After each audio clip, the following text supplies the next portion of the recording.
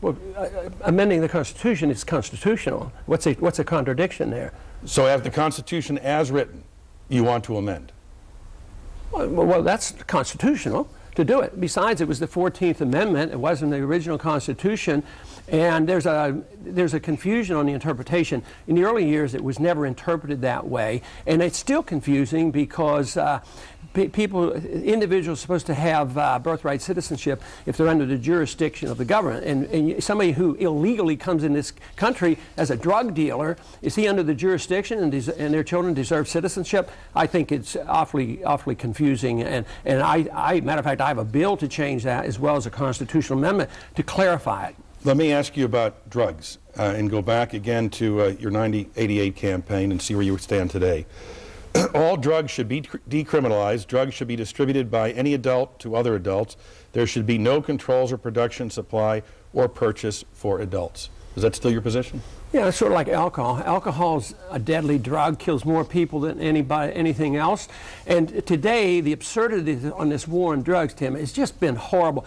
We now, the federal government takes over and overrules state laws where state laws permit medicinal marijuana for people dying of cancer. The federal government goes in and arrests these people, put them in prison with mandatory, sometimes life sentences.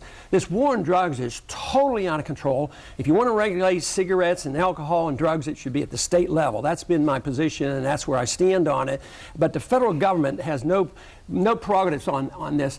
When they wanted to outlaw alcohol, they had enough respect for the Constitution to amend the Constitution. Today, we have all these laws and abuse, and they don't even care about the Constitution. I'm defending the Constitution on this issue. I think drugs are horrible. I teach my kids not to use them, my grandchildren, in my medical practice. Prescription drugs are greater danger than hard drugs. But you would decriminalize? I would, at the federal level. I don't have control of the states, and that's what the Constitution says. Let me ask you about race, because I read a speech you gave in 2004, the 40th anniversary of the Civil Rights Act, and you said this: contrary to the claims of the supporters of the Civil Rights Act of '64, the act did not improve race relations or enhance freedom. Instead, the forced integration dictated by the Civil Rights Act of '64 increased racial tensions while diminishing individual liberty.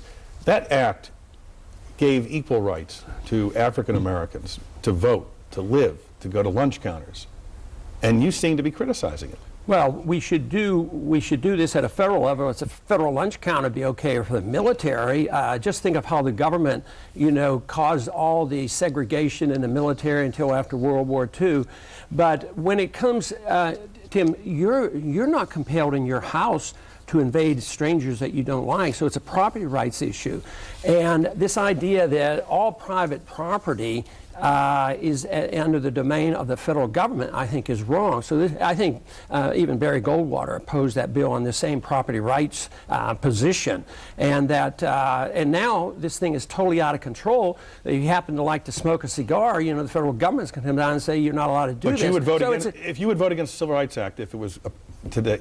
If it were written the same way, where the federal government's taken over property, it has nothing to do with race relations. It just happens, Tim, that I get more support from black people today than any other Republican candidate, according to some statistics.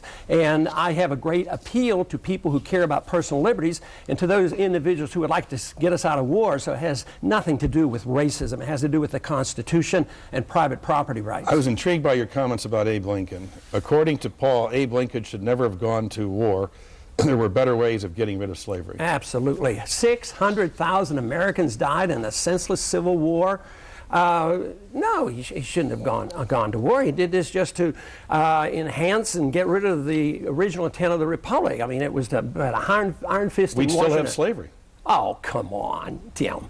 Slavery was phased out in every other country of the world, and the way I'm advising that it should have been done is do like the British Empire did. You buy the slaves and release them. How much would that cost compared to killing 600,000 Americans, and where it lingered for 100 years? I mean, the hatred and all that existed. So every other major country in the world got rid of slavery without a civil war.